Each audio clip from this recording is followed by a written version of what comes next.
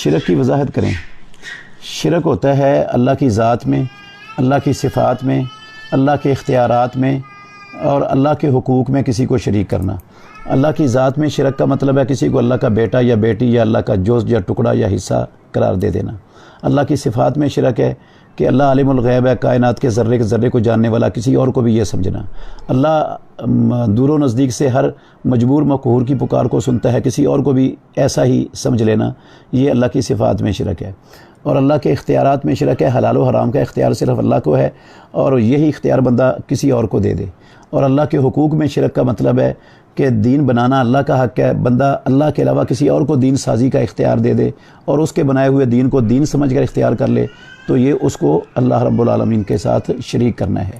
تو شرک کی تعریف یہ ہے، اللہ کی ذات میں، صفات میں، اختیارات میں اور حقوق میں اللہ کی مخلوقات میں سے کسی کو شریک کرنے کا نام شرک ہے۔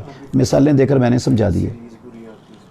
اس پر میری ایک پوری سیریز ہے اس حوالے سے، شرک کیا ہے اور اس کی حقیقت کیا ہے، عقیدہ توحید کے نام پر، وہ آپ سنیں گے تو آپ کے علم میں بڑا ہی اضافہ ہوگا انشاءاللہ الرحمن۔